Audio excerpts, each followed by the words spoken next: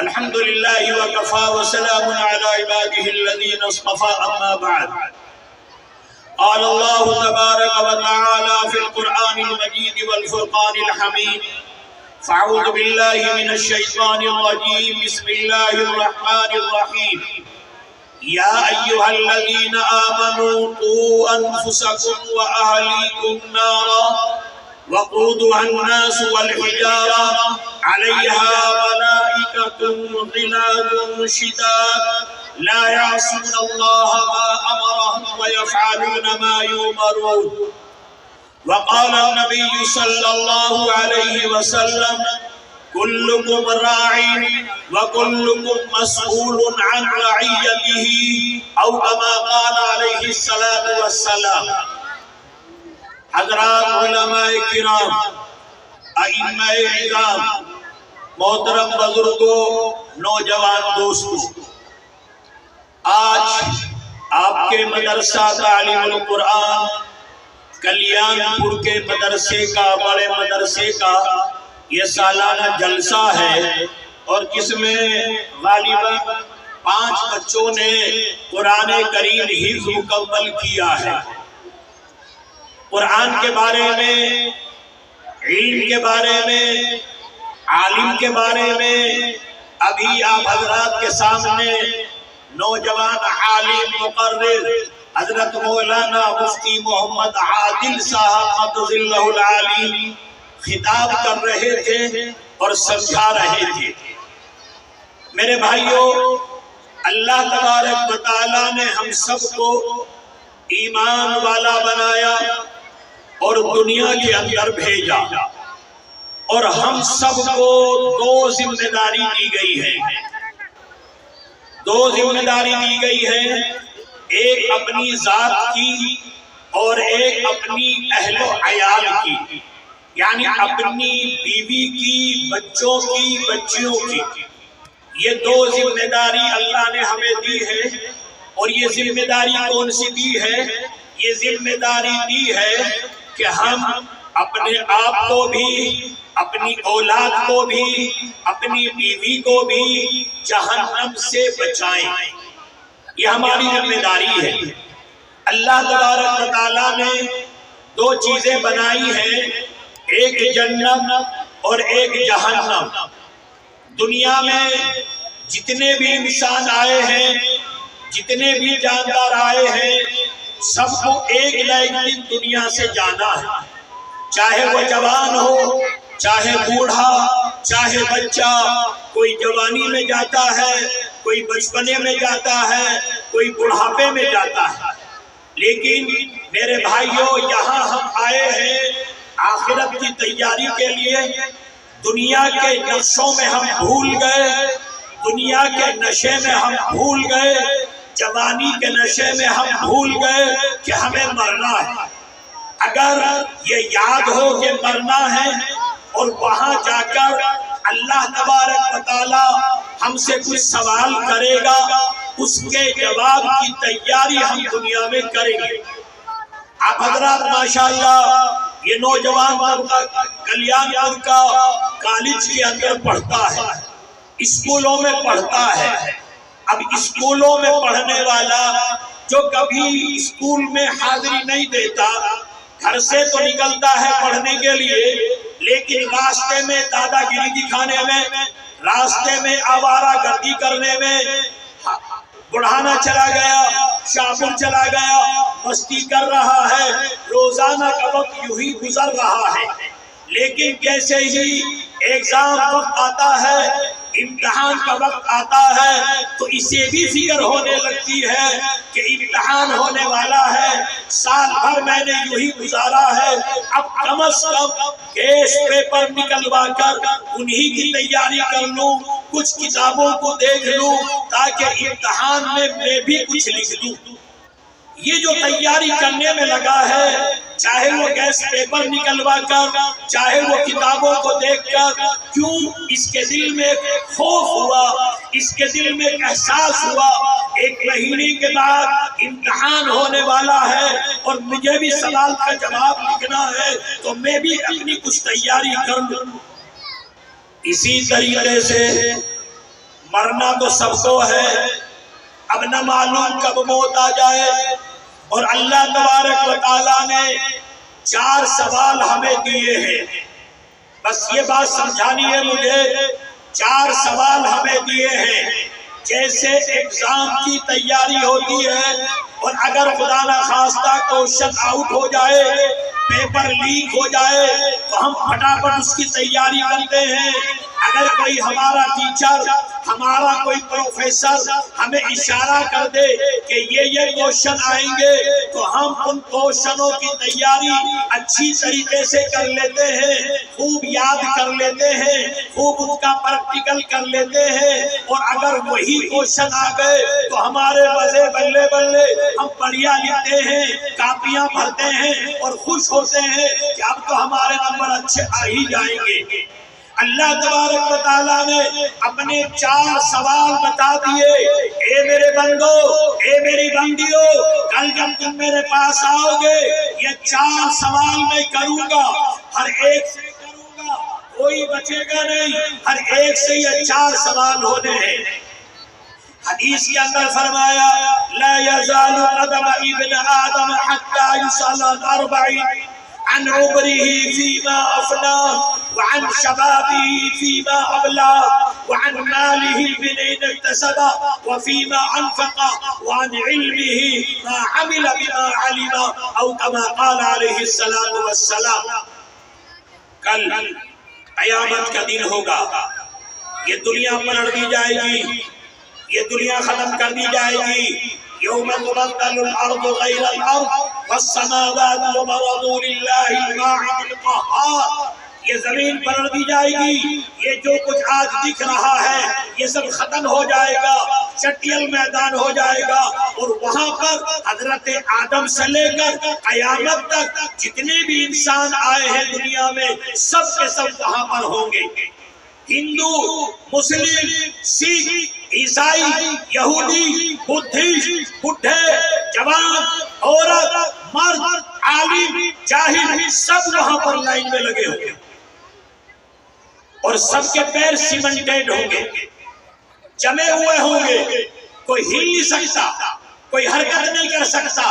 اور وہاں ایک آدمی کو بلایا جائے گا اور اس سے سوال کرے گا اللہ 4، عن عمرہ فیما افنا۔ پہلا سوال اللہ کا ہوگا، اے میرے بندے، اے میری بندی، 60 سال دنیا میں رہ کر آئے ہو، 50 سال دنیا میں رہ کے آئے ہو، 70 سال دنیا میں رہ کے آئے ہو، اب یہ بتا اپنی زندگی تم نے کیسے بتائی؟ اب زندگی بتانا کس کو کہتے ہیں؟ زندگی گزارنا کس کو کہتے ہیں؟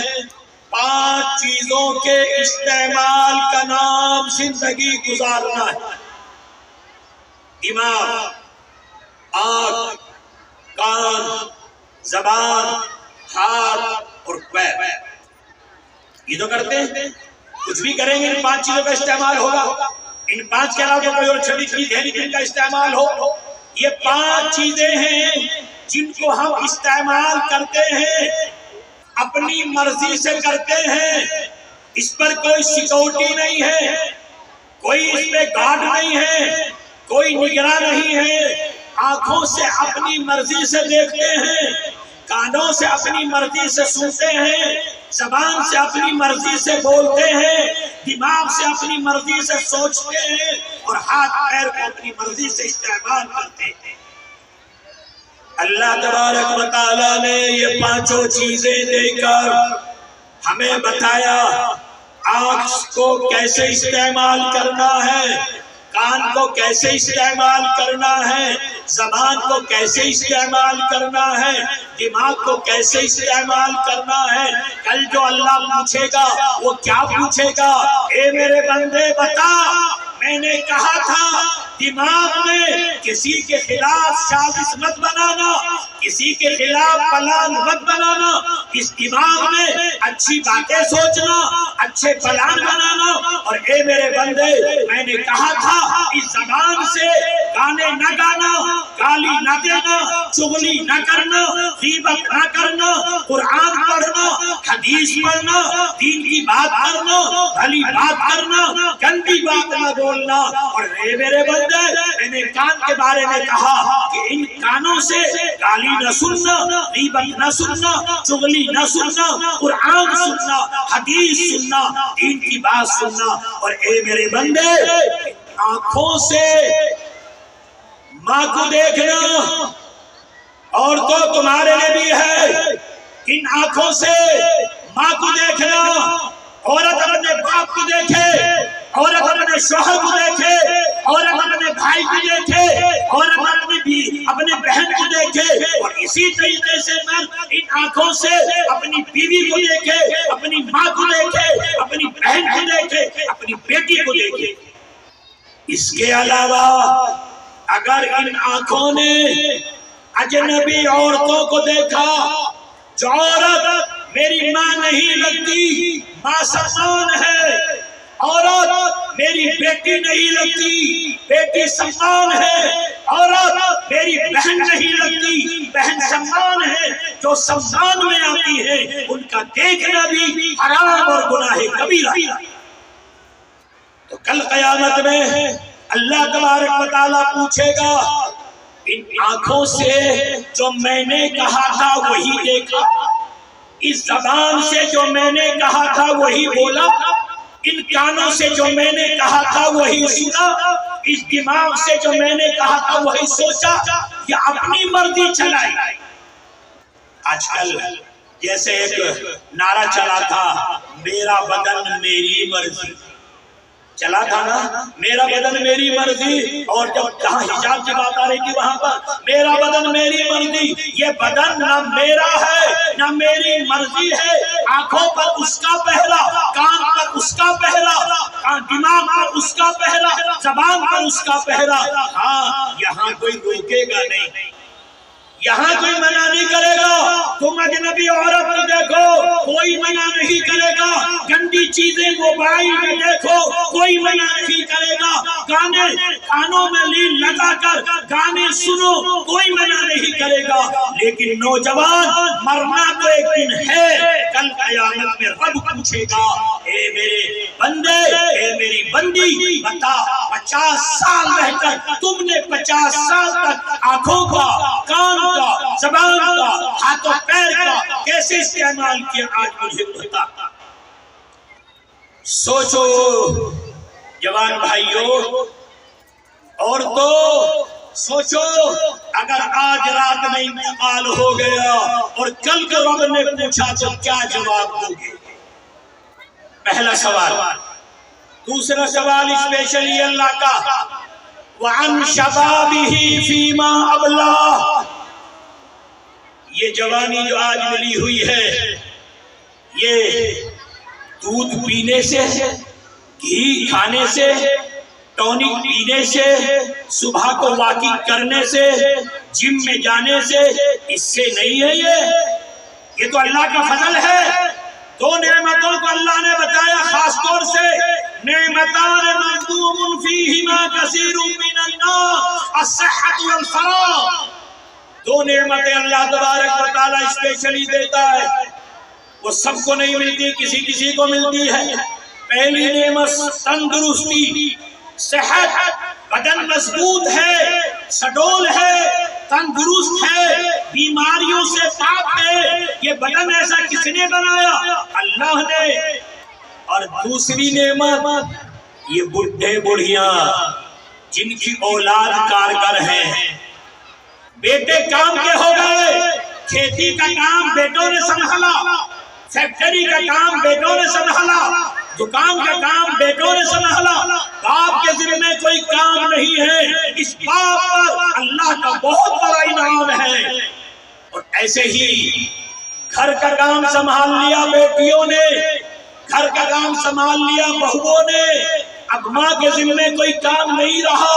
اس ماں کے اوپر اللہ کا بہت بڑا احسان ہے. اسی کو فرمایا دو نعمتیں اللہ اسپیشلی دیتا ہے، ایک صحت و تندرستی اور دوسرے فارغ البالی یعنی کام سے فارغ. تو جوانوں اسپیشلی سوال بھی ہونا ہے. اسپیشل ہوگا کیا یہی کہ جوانی کیسے بتائی؟ اپنی جوانی کے نشے میں چور ہو کر، ہاتھوں میں دھاگے باندھ کر، گلے میں چین ڈال کر اور کانوں میں لیڈ لگا کر آوارہ کرتی کرتے ہوئے، گانے سنتے ہوئے، عیش و مستی کرتے ہوئے گلیوں میں دھکے کھاتے پھرے، یا اپنی جوانی کو دین کی محنت میں، قرآن کے سیکھنے میں، دین سیکھنے میں، اللہ کو راضی کرنے میں اپنی جوانی کہاں لگائی؟ اللہ کہے گا آج مجھے بتا. اور اے جوان لڑکی، تیرے سے بھی سوال ہوگا. اللہ پوچھے گا اے جوان لڑکی، جوانی میں نے دی تھی، تندرستی اور خوبصورتی میں نے دی تھی، کیا اپنی جوانی کو بے پردہ ہو کر گلیوں میں آوارہ گھوم کر عیاشی کرتے ہوئے، مستی کرتے ہوئے گھومتی تھی، یا اپنی جوانی کو پردے میں رکھ کر، باپردہ رکھ کر اپنی جوانی کو اللہ کو راضی کرنے میں لگاتی تھی؟ بتا اپنی جوانی کاہے میں لگائی؟ یہ اللہ پوچھے گا. یہ دوسرا سوال. اور تیسرا سوال وَعَنْ مَالِهِ مِنْ أَيْنَ اكْتَسَبَهُ وَفِيمَا أَنْفَقَهُ، مال کہاں سے کمایا؟ چودھری بڑے بنے، دھنی سیٹ بنے، سیٹ بابو بن گئے، زمیندار بن گئے، مگر بنے کیسے؟ کہاں سے لا اتنا پیسہ؟ کہاں سے لا اتنی پونجی؟ اپنی محنت سے کمایا یا کسی کا مکان دبایا، کسی کی دکان دبائی، کسی کی زمین دبائی، یا پیسے کو سود پہ چلا کر پیسہ بڑھایا؟ کہاں سے لائے پیسہ؟ یہ بتاؤ. اللہ پوچھے گا کہاں سے لائے پیسہ؟ دھنی سیٹ کہاں سے بنے؟ اور پھر پیسہ لائے بھی، پیسہ کمایا بھی، تو اس پیسے کو کہاں خرچ کیا؟ کیسے خرچ کیا؟ اللہ کی رضا کے لیے کیا، مسجدوں میں کیا، مدرسوں میں کیا، غریبوں میں کیا، یتیموں میں کیا، یا اپنی ناک کے لیے، اپنی شہرت کے لیے الٹا سیدھا خرچ کیا؟ کہاں خرچ کیا؟ کیسے خرچ کیا؟ یہ بھی بتا. مال کہاں سے کمایا، کیسے کمایا، اور پھر خرچ کیا تو کہاں کیا، کیسے کیا، یہ بھی بتا. اور میرے بھائی، ہم مولوی لوگ اگر ہم یہ سمجھیں ہم تو مولوی ہیں، ہم تو عالم ہیں، ہم تو حضرت جی ہیں، ہم تو قاری ہیں، ہمیں کون پوچھے گا؟ وہاں کوئی نہیں بخشا جائے گا. وہاں مجھ سے بھی سوال ہوگا، ان عالموں سے بھی سوال ہوگا. وَعَنْ عِلْمِهِ مَا عَمِلَ بِمَا عَلِمَ، جو علم تم نے حاصل کیا مدرسوں میں پڑھ کر، جماعتوں میں جا کر، تعلیم کے حلقوں میں بیٹھ کر، تقریریں سن کر، جو بھی علم تم نے حاصل کیا بتاؤ اس کے مطابق کیا کیا عمل کیا؟ یہ اللہ کے 4 سوال ہیں جوان دوستو. ان 4 سوالوں کی تیاری کے لیے اللہ نے دنیا میں بھیجا.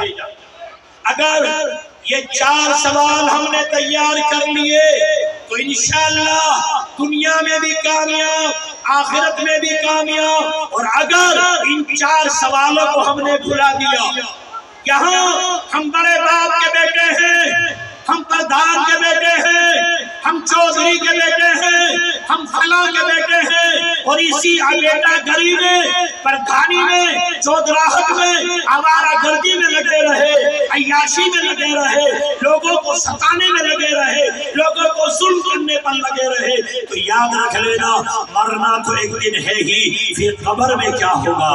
قبر کی مٹی میں پردھان کا بیٹا ہو، بادشاہ کا بیٹا ہو، عالم کا بیٹا ہو، غریب کا بیٹا ہو، سب کو مٹی میں سونا ہے اور وہاں پر سب سے سوال ہونا ہے. تو اپنے آپ کو سینہ تان کر چلنے سے پہلے یہ بھی سمجھ لیا کرو کہ مٹی میں ایک دن جانا ہے، آخرت کو یاد رکھنا ہے. یہ جلسے آج ہم نے ان جلسوں کا مقصد بدل دیا. جلسوں کا مقصد صرف یا تو ہم نے چندہ بنا لیا، یا جلسوں کا مقصد ہم نے مدرسے کی کارگزاری دکھانا سمجھ لیا، یا ہم نے صرف آئیں گے علماء تقریر کر کے چلے جائیں گے، ہم بھی تقریر سن لیں گے، اتنا سمجھ لیا. یہ جلسے اس لیے نہیں ہوتے کہ ہم تقریر سنا دیں یا آپ تقریر سن لیں. یہ جلسے میرے لیے بھی اتنے ہی اہم ہیں، آپ کے لیے بھی اتنے ہی اہم ہیں، اس لیے کہ جتنا آپ محتاج ہیں، جنت کی آپ کو ضرورت ہے، اللہ کی آپ کو ضرورت ہے، قبر کے سوال کی آپ کو ضرورت ہے، حشر کے سوالوں میں جواب کی تیاری کی آپ کو ضرورت ہے، اتنی ہی مجھے بھی ضرورت ہے، اتنی علماء کو ضرورت ہے. تو یہ جلسے تو اس لیے ہوتے ہیں کہ ہم آپس میں بیٹھ کر مذاکرہ کریں، اپنی جیون کو سوچیں، اپنے جیون کو دیکھیں کہ ہم نے اپنا جیون اب تک کیسے بتایا ہے، قرآن کیا کہتا ہے، حدیث کیا کہتی ہے، مرنے کے بعد کیا ہونا ہے، اور دنیا میں بھی جو عزت ملے گی وہ اعمال پر ملے گی. میرے بھائیوں، نوجوان دوستو، آج ہی کرناٹک ہائی کورٹ کا فیصلہ آیا ہے کہ حجاب یعنی پردہ شریعت میں ضروری نہیں ہے. فیصلہ آ چکا، لیکن اس فیصلے کے لانے کے ذمہ دار کون ہیں؟ جبکہ قرآن کریم میں فرمایا گیا یدنین علیہن من جلابیبہن. اللہ قرآن میں کہتا ہے کہ عورتوں جب تم باہر نکلو اپنے بدن کو چھپا لو، اپنے سینے کو چھپا لو، اپنے چہرے کو چھپا لو، قرآن میں ہے. لیکن آج دنیا کا ہائی کورٹ یہ فیصلہ کر رہا ہے کہ پردہ اسلام مسلمانوں کے لیے کوئی ضروری نہیں ہے، اسلام کا حصہ نہیں. کیوں یہ چوک فیصلہ کیا اس نے؟ ابھی نہیں دیکھا آپ نے؟ کہیں دور کیوں جاتے ہو؟ اپنے گاؤں کو دیکھ لو، ابھی ادھر سب عورتیں بیٹھی تھی، ادھر عورتیں کھڑی تھی. کیا کوئی پردہ کر رہا تھا؟ کیا کسی کے چہرے پہ نقاب تھا؟ کیا کسی نے اپنے بدن کو چھپا رکھا تھا؟ جب بے پردہ بے محابہ دینی جلسے میں، تعلیم القرآن کے جلسے میں، مدرسے کے جلسے میں اس طریقے سے بے پردہ عورتیں بیٹھیں گی تو دیکھنے والا کیا کہے گا؟ پردہ کوئی ضروری نہیں ہے، پردہ کوئی ضروری نہیں ہے. آج ہم لوگوں نے اپنے دین کی مخالفت کی ہے، آج ہم لوگوں نے اپنے دین میں تبدیلی کی ہے. 3 طلاق کا مقدمہ پاس کیا، قانون پاس کیا. اب قانون کے دائرے میں اگر کوئی 3 طلاق دے گا اس قانون اس کو 3 طلاق نہیں مانے گا. لیکن قرآن کریم میں صاف ہے، قرآن کریم میں صاف فرما رکھا ہے کہ اگر کسی نے ایک ساتھ 3 طلاق دے دی تو وہ طلاق مانی جائے گی. اب اس کی بیوی اس کے لیے حرام ہے. یہ قانون کیوں بنا؟ کیا ضرورت پڑی قانون کی؟ اس لیے کہ آج مسلمان نوجوان اسے علماء سے ملنے کی ضرورت نہیں، علماء سے سمجھنے کی ضرورت نہیں. جہاں اسے غصہ آیا، بیوی نے مزاج کے خلاف کوئی کام کیا، اٹھا طلاق طلاق طلاق کر دیا ایک دم سے. بعد میں پھر کتنے لوگ تو ایسے ہیں کہ طلاق دے کر بھی پھر بیوی میاں بیوی کی طرح رہتے ہیں. ابھی 3 روز ہوئے میں اپنے ہاں سونا مدرسے میں بیٹھا تھا، ایک عورت بچے کو لے کے آئی، مجھے الگ بلایا، اور صاحب کچھ الگ میں بات کرنی ہے. میں کہا کہ اگر کوئی شوہر اپنی بیوی کو 3 مرتبہ طلاق دے دے تو کیا ہو جائے گی؟ میں کہا ہو جائے گی. اور اگر اس کے طلاق دینے کے بعد بچہ بھی ہو گیا اور وہ 3 سال سے اپنے ساتھ رکھ رہا ہے اور اب اس نے پھر 3 طلاق دی ہے تو اب کیا ہوگا؟ لگو جو پہلے بھی کی جبھی ہو گئی تھی اب کیا ہوگا؟ وہ کچھ بھی نہیں. یہ 3 سال جو رہے حرام کاری زنا کاری میں لگے، وہ بچہ جو پیدا ہوا ولد الزنا حرام کاری کا بچہ کہلائے گا. گرچہ وہ لوگوں کی نظر میں میاں بیوی رہیں گے، اللہ کے نظر میں میاں بیوی نہیں. جب بھی ہم مسلمانوں نے کسی بھی حکم کا مس یوز کیا ہے اللہ کی طرف سے ریئیکشن ہو گیا. اس لیے میرے بھائیوں کلیان پور کے نوجوانوں، اللہ کے لیے اپنے آپ کو سنبھالو، اور جیسے کہ ابھی مفتی عادل مدد اللہ العالی کہہ رہے تھے، علماء سے آج طبقہ کٹ رہا ہے، علماء سے بدزن ہو رہا ہے، یہ حقیقت ہے۔ علماء سے لوگ دور ہو رہے ہیں، کچھ ہمارے ہی لوگ ہیں جنہوں نے علماء کی بدزنی لوگوں کے دلوں میں پھیلا رکھی ہے۔ اور یاد رکھ لینا، اسپین کا نام سنا ہے، اندلس کا نام سنا ہے، وہ اسپین پہلے اس کا نام اندلس تھا، پھر اس کا نام اسپین ہو گیا۔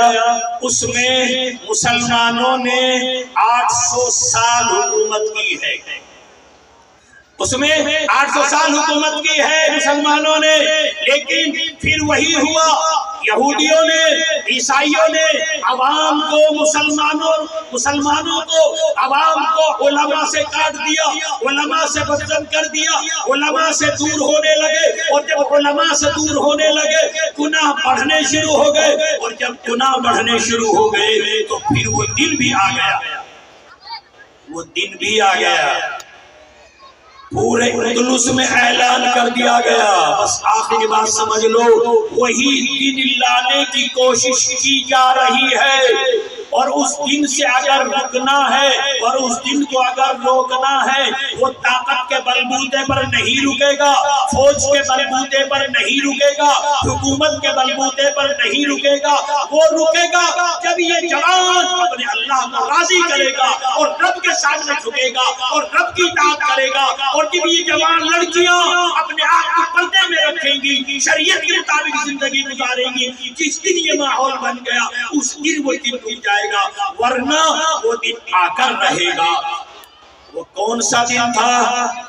اٹھاؤ تاریخ، ہسٹری کے اسٹوڈنٹس ہوں گے یہاں، مگر یہ ہسٹری نہ تم پڑھتے ہو نہ کوئی تمہیں پڑھاتا ہے، یہ ہسٹری تو علماء ہی بتا سکتے ہیں، مدرسوں ہی میں پڑھائی جا سکتی ہے، اسی لیے نصاب بدل رہے ہیں، حالات بدل رہے ہیں، چونکہ مدرسوں میں صحیح بات بتائی جاتی ہے۔ اندلس کا وہ دن جب اندلس پر عیسائیوں کا قبضہ ہو گیا، عیسائیوں نے اعلان کر دیا اب اس ملک میں عیسائی رہیں گے، عیسائی کے علاوہ یا تو وہ عیسائی بن جائے یا یہاں سے چھوڑ کر چلا جائے، یہ اعلان کر دیا اندلس میں، اور اعلان کر دیا فلاں دن فلاں رات میں جہاز جائے گا، جو مسلمان جانا چاہتا ہے، عیسائی بننا نہیں چاہتا، وہ چلا جائے، دوسرے ملک میں چلا جائے۔ اعلان کر دیا گیا کہ مسلمان اپنی جو اللہ نے جب موقع دیا تھا ایمان بچانے کا، دین بچانے کا، جب تو پیرا روی میں لگا رہا، عیاشی میں لگا رہا، مستی میں لگا رہا، نمازوں کے قریب نہیں گیا، اب جب آیا مرنے کا نمبر تو اب یہ اپنے آپ کو بچانے کے لیے اپنی بیوی کا ہاتھ پکڑ کر، اپنی بہن کا ہاتھ پکڑ کر، اپنی بیٹی کا ہاتھ پکڑ کر اور سینے سے قرآن لگا کر اندلس کے ساحل پر پہنچ گیا، کنارے پر پہنچ گیا۔ وہاں عیسائیوں نے ایک بڑی جگہ بنا رکھی تھی، جو بھی مسلمان آتا مردوں کو ایک طرف کرتے، عورتوں کو ایک طرف کرتے، قرآن کو ایک طرف ڈھیر لگاتے، اور جب سب آ گئے مین گیٹ انہوں نے بند کر دیا، عیسائی فوج آئی اور انہوں نے جتنے بھی مسلمان تھے سب کا قتل عام کیا، اور اس کے بعد میں جتنی عورتیں تھیں ان سب کی عزتیں لوٹی، قرآن کے ڈھیر میں آگ لگائے، اور اس کے بعد اندلس مسلمانوں سے بالکل خالی ہو گئے۔ یہ ہسٹری ہے، یہ تاریخ ہے۔ کلیان پور کے نوجوانوں اگر نہ سمجھے، خدا کی قسم وہ دن آ کر رہے گا، ہم دیکھ رہے ہیں اپنی آنکھوں سے، حالات ہم دیکھ رہے ہیں، ہم لوگ فیلڈ میں رہتے ہیں، میدان میں رہتے ہیں، جمعیت کے پلیٹ فارم سے ہم میدان میں گھومتے ہیں، حالات اتنے خراب ہو چکے ہیں، مگر ہمارے نوجوان کو فکر نہیں، اپنے اندر تبدیلی لانے کو سوچتا نہیں، نمازی پڑھتے نہیں، زندگی میں عمل آتا نہیں، عورتوں میں پردہ آتا نہیں، اپنے لڑائی جھگڑے بند ہوتے نہیں، وہی ساری زندگی چل رہی ہے۔ اسی لیے آہستہ آہستہ ظلم بڑھتا جا رہا ہے، ظلم بڑھتا جا رہا ہے۔ کیا آپ نے محسوس نہیں کیا؟ ایمانداری سے سوچو، 10 مارچ سے پہلے سب کی زبانوں پر کیا تھا؟ 10 مارچ سے پہلے سب کی زبانوں پر، سب کے دماغوں میں کیا تھا؟ لیکن جیسے ہی 10 مارچ کی شام ہوئی کیا ہو گیا، حالات کیا ہو گئے، ہمارے دل کیسے اتھل پتھل ہو گئے؟ کیوں؟ ہم نے دوسروں پر تو بھروسہ کیا، اپنی زندگی پر بھروسہ نہیں کیا۔ اللہ کا صاف فرمان ہے ان اللہ لا یغیر ما بقوم حتی یغیروا ما بانفسهم۔ اللہ تبارک و تعالی اس قوم کی حالت کو جب تک نہیں بدل سکتا جب تک کہ وہ خود اپنی حالت بدلنے کا ارادہ نہ کرے۔ اگر آپ بدلو گے میں بدلوں گا، یہ نظام بدل جائے گا، حکومتیں بدل جائیں گی، حالات بدل جائیں گے، اور اگر ہم نہ بدلے تو یاد رکھ لینا مسئلہ جو کا تو رہے گا۔ اس لیے میرے بھائیوں، نوجوان دوستو، یہ جلسے اسی لیے منعقد ہوتے ہیں کہ ہم کچھ سوچیں، یہاں بھی سوچیں، یہاں سے جب گھر جائیں تب بھی کچھ سوچیں کہ اور پھر اپنے گاؤں میں ماحول کو بدلنے کی فکر کریں۔ میں ہر جگہ جہاں جہاں جا رہا ہوں میں ایک ہی بات کہہ رہا ہوں، میں یہ ہمارا گاؤں ہے، میری برادری کا گاؤں ہے، یہاں بھی ایک درخواست کروں گا، غالباً یہ اسٹیج پر جو بیٹھے ہیں یہ گاؤں کے ذمہ دار لوگ بیٹھے ہیں، غالباً کیونکہ اسٹیج پہ عام طور سے ذمہ دار لوگ بیٹھتے ہیں۔ آپ حضرات آج کے بعد اور بھی ذمہ داروں کو بلا کر ایک اپنا مشورہ کیجئے اور یہ طے کیجئے کہ گاؤں میں، پورے گاؤں میں بینڈ باجا نہیں بجے گا، ڈانس نہیں ہوگا۔ میں نے تو اپنے اعلان کر رکھا ہے، اور خاص طور سے مدرسے کے پاس میں بینڈ باجا نہیں بجنے دیتا، چاہے غیر مسلم کی بھی بارات ہو، میرے مدرسے کے آس پاس پسونے میں غیر مسلم بھی بینڈ باجا بجا کے نہیں جا سکتا۔ اس میں میں نے سختی کر رکھی ہے اور الحمدللہ اس پر عمل بھی ہے، اور یہ بھی اعلان کر رکھا ہے کہ جس شادی میں بینڈ باجا ہوگا اگر ہمیں معلوم ہو گیا تو کوئی اس کا نکاح نہیں پڑھائے گا۔ آپ حضرات ذمہ دار ہیں، بینڈ باجا بہت بہت بہت بڑا گناہ، بہت بڑا گناہ، اتنا بڑا گناہ ہے کہ جو بینڈ باجا بجاتا ہے یا بجواتا ہے، جو ڈی جے بجاتا ہے یا بجواتا ہے، وہ اللہ کے لاڈلے نبی سے اعلان جنگ کرتا ہے، اعلان جنگ کرتا ہے۔ اس لیے ذمہ داروں سے درخواست کروں گا کہ ایک تو باقاعدہ میٹنگ بلا کر مشورہ کر کے طے کریں کہ گاؤں میں بینڈ باجا نہیں ہوگا، دوسرے یہ طے کریں کہ گاؤں سے نشہ ختم کریں گے، شراب ختم کریں گے، نشے کی چیزوں کو ختم کریں گے، اس کے لیے قدم بڑھاؤ، کوشش کرو، پیار سے، ہمدردی سے، غصے سے، جیسے بھی ہو سکے اپنی نئی نسل کو نشوں سے بچا لو، زنا سے بچا لو۔ نوجوان دوست، جو بھی شراب پیے گا یاد رکھ لے، وہ حدیث کے اندر فرمایا گیا کہ جب آدمی شراب پیتا ہے اور حلق میں یہاں شراب کا گھونٹ چلتا ہے، اس وقت اس کے اندر ایمان نہیں رہتا، ایمان نکل جاتا ہے۔ جس وقت وہ زنا کرتا ہے، حرام کاری کرتا ہے، عورت ہو یا مرد، اگر وہ زنا کاری میں، حرام کاری میں ملوث ہوتے ہیں، جس وقت وہ زنا کاری میں ملوث رہتے ہیں، اگر اس وقت میں ایمان ان کے سینوں میں نہیں رہتا۔ اس لیے یہ دو بہت بڑے گناہ ہیں، اپنے گاؤں میں فکر کی جائے کہ یہ دو کام ہمارے گاؤں میں نہ ہو، نشہ نہ ہو، زنا نہ ہو، اور اسی طریقے سے بینڈ باجا نہ ہو، آتش بازی نہ ہو، کوشش کی جائے ہمارے گاؤں میں یہ کام نہ ہو۔ اور چوتھا کام اور اگر کر لو گے تو معاملہ جلدی سدھرے گا، وہ یہ کہ یہ طے کر لے گاؤں کے ذمہ دار کہ مغرب کے بعد میں کوئی بھی لڑکا گھر سے باہر نہیں بیٹھے گا، چوراہوں پر، راستوں پر کہیں نہیں بیٹھے گا، مغرب کے بعد اپنے گھروں میں رہیں گے، مغرب کے بعد چاہے دوست کے گھر میں بیٹھو لیکن بیٹھو گھر میں، کوئی کہیں باہر نہیں جائے گا، اس کا خیال رکھیں۔ کیا تمہیں معلوم نہیں بڑے بوڑھو، تمہیں تو اندازہ ہے کہ مغرب کے بعد کس طریقے سے دادا بیٹھ جاتا تھا، ارے فلاں کہاں رہ گیا، فلاں کہاں رہ گیا، بیٹھک میں سب کو اپنے پاس بٹھا کر بلاتے تھے، اور بڈھے حقہ پیتے تھے اور بات کرتے تھے، اور ان بچوں کو بوڑھے جب بات کرتے تھے انہیں گیان ملا کرتا تھا، ایک عقل کی بات ملا کرتی تھی۔ لیکن آج یہ ساری چیزیں ختم ہو گئی ہیں، جس کی وجہ سے ہمارا معاشرہ تباہ ہو گیا۔ اس کے لیے ان چیزوں پر توجہ دی جائے۔ اور آئندہ جب جلسہ کیا جائے خدا را عورتوں کو مردوں کو الگ الگ رکھا جائے، عورتوں کا پروگرام الگ کر لو، عورتوں کی نشست الگ کر لو، مردوں کی نشست الگ کرو، الگ الگ کرو گے انشاءاللہ تمہیں بھی فائدہ ہوگا، تمہارے چندے میں بھی اضافہ ہوگا، چاہے تجربہ کر کے دیکھ لیں۔ اس لیے اس پر عمل کیا جائے۔ امید ہے کہ ہم یہ ذمہ دار حضرات بھی اور نوجوان دوستوں آپ بھی کچھ اپنی زندگی کے بارے میں سوچو گے، آنے والے ہندوستان کے بارے میں سوچو گے، مستقبل ہمارا کتنا خطرناک ہے، اس کو اگر روکنا ہے تو اپنے اندر کچھ تبدیلی تو لانی پڑے گی، اس کے بارے میں سوچو گے۔ اللہ تبارک و تعالیٰ مجھے اور ہم سب کو نیک عمل کی توفیق عطا فرمائے اور ہمارے اس پیارے سے گاؤں کو ان تمام برائیوں سے پاک فرمائے۔ وما علینا الا البلاغ۔